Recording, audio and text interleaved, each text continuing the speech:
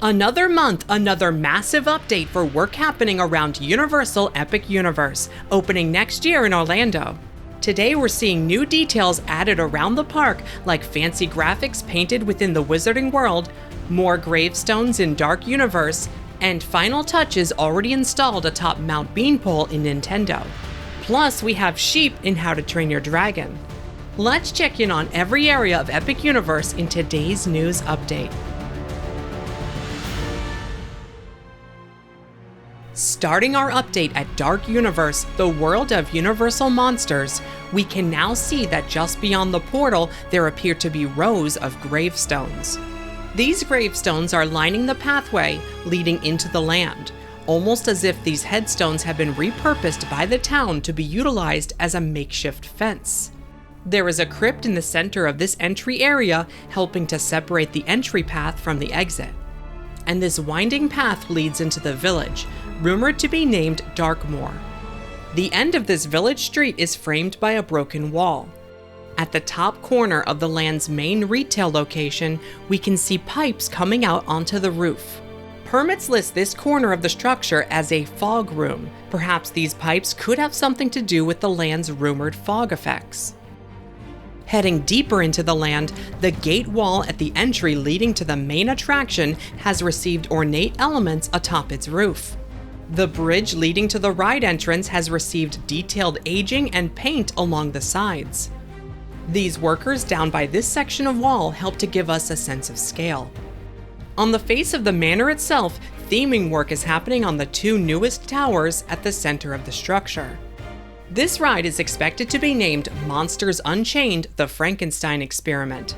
Despite Universal releasing an official render of the manor facade, as well as glimpses of some of the attraction's characters, they have not yet confirmed this ride's name. New trees have been added along the side of the manor and along the back exterior queue as well. Pathways have been poured within this exterior queue garden area. A section of the land's main pathway has been poured in front of this snack stand, which we expect to be named DeLacy's. A temporary tarp net has been added under the track for the Curse of the Werewolf coaster. This spinning roller coaster has been testing in recent weeks, and these photos were captured during a full circuit test run. We can get our best look yet at the trains for this attraction, which appear to feature free spinning cars with seats facing forward and backward. These coaster cars are wrapped in black plastic on the sides and a white cover along the bases, so we are not looking at their final colors or design. It is rumored that this attraction will focus on the fortune teller character from the original Wolfman film. And as such, the queue area will feature colorful fortune teller tents and a temporary town of Romani traveling wagons. It is possible that the coaster trains may take inspiration from these colors and themes. Heading now to the wizarding world of Harry Potter Ministry of Magic, the courtyard in front of the entry portal is starting to take shape. On the other side of the portal, we can see the beginning of a split entry pavement design. When completed, a wall may force guests entering to turn either left or right, while also blocking the view of the land from inside the portal. While scaffolding is down in front of the land's large Parisian arch, theming and color has not yet been added. Sections of carved relief are still expected to be added within the triangle sections on either side. To the right of the arch, facing the park's central hub, the mural being painted here appears to be a 1920s style advert for perfume. This may be the same perfume that has a modern advert within the King's Cross station queue for the Hogwarts Express ride at Universal Studios Florida. As more and more scaffolding continues to come down around the large-scale Parisian building facades within the land, new decorations and painted details are being added. Plant pattern graphics have been added to a wall near the land's entry, and this false facade is expected to be themed as a florist. Across the street, a poster advert has been added over the entrance to the land's main dining location. Green graphics have appeared on the wall to the left of the cafe's entrance. Permits describe this false facade as being themed as a jewelry shop. On the corner of this structure, facing the central intersection in the middle of the land, this corner retail location is expected to be named Les Galeries Mirifiques, a wizarding department store. The large monument at the end of the street on the left side of the land is receiving additional stone-themed elements. Directly to the right of this structure, this building has received ornate filigree-style decorative elements along its face. The door on this building will be the main entrance for the land's main ride, rumored to be named Harry Potter and the Battle at the Ministry. The yellow line in this photo shows the separation between the main attraction on the left side of this large building and the land's indoor stage show on the right. Zooming out, according to permit information, this highlighted area of the main attraction will be for queue areas only. And this taller section near the back is where the actual ride will be located, making it the largest indoor ride at Epic Universe. Moving across the park, just outside of the portal entry into Super Nintendo World, we can compare the progress on the officially announced Nintendo Superstar Store to the concept art. A fountain with Mario featured in the official art can be seen under construction in recent photographs. Inside of the land, the exterior of Peach's castle is receiving weatherproofing work. The second tier for this iconic structure has not yet been installed. Bundles of electrical conduit can be seen running from this area to other sections of the second level.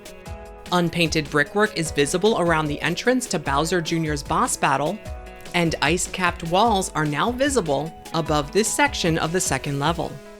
Work is currently happening on the turrets on both sides of Bowser's Fortress, the future entrance to the Mario Kart ride. And major progress has been made for Mount Beanpole, the land's centerpiece and tallest point. Blocks, coins, and a thwomp are now visible on this mountain, in addition to the clouds and Mario flag at the top. This circular section may be for a walking Yoshi animatronic, which can be seen circling a tree in the original Super Nintendo World in Japan. Below this area, the Yoshi's Adventure ride has been continuing testing in recent weeks. The colorful Yoshi-shaped ride vehicles, as well as the egg-shaped accessible vehicle, remain covered in multiple layers of protective materials with weighted dummies in every seat during this testing period. Framing for the ride's finale scene is being installed now.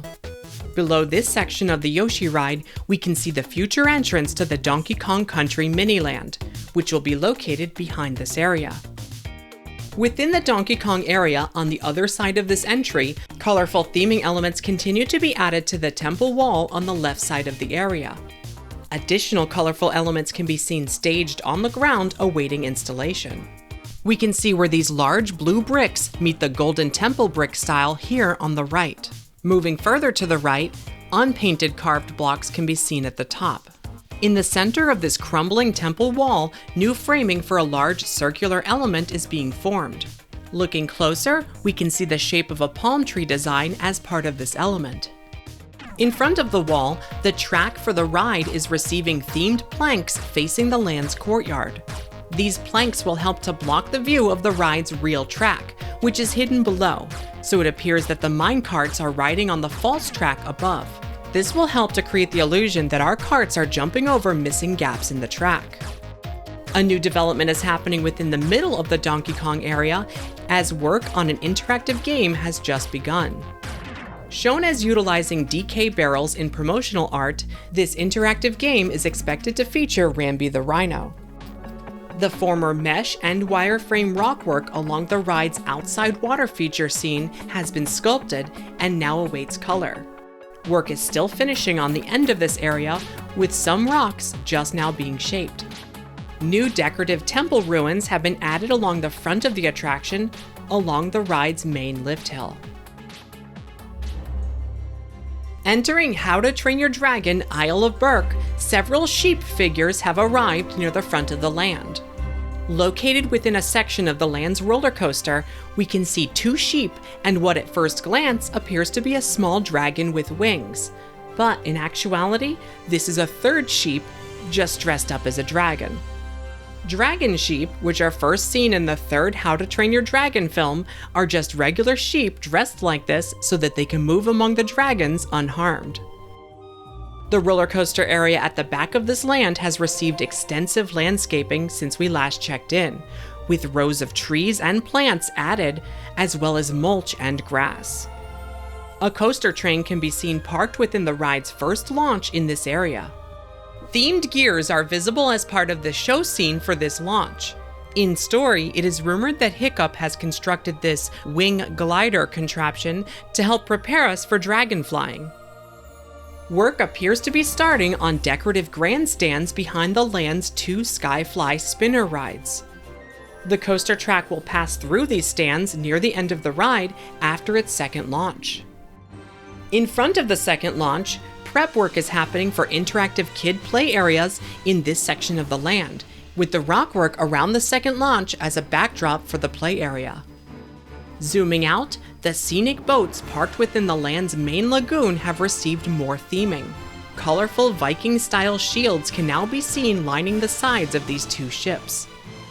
The basin at the bottom of the boat ride's lagoon appears to have received a finishing coat, leaving it a murky bluish-gray color. Behind the boat ride, the tower atop the restrooms connected to the Spitfire Grill quick service window have received color. A test sample on the ground shows an example of how the themed walls below this tower will look once they are painted.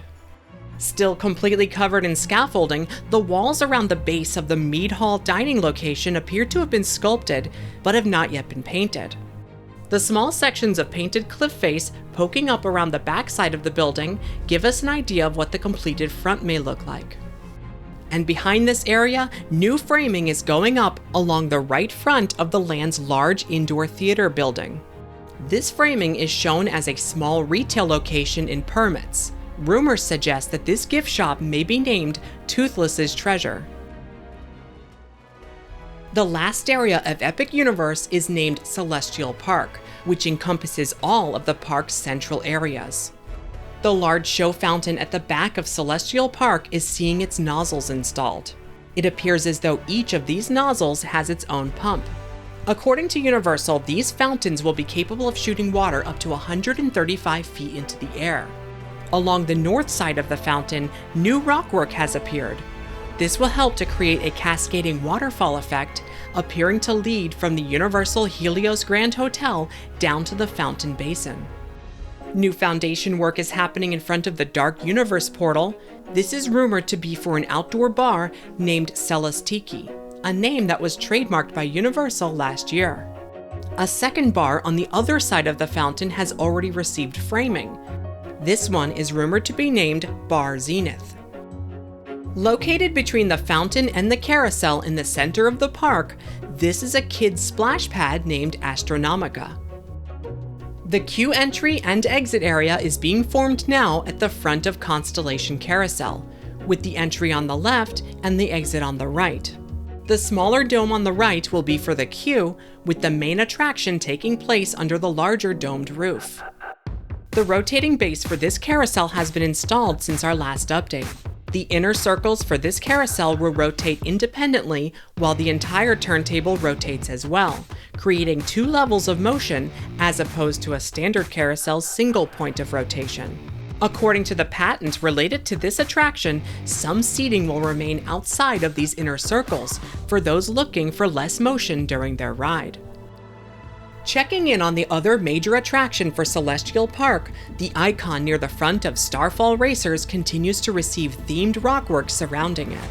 The rockwork around this front part of the dual-track launched roller coaster is receiving a reddish coat of color on its right side, helping it to better match the official concept art.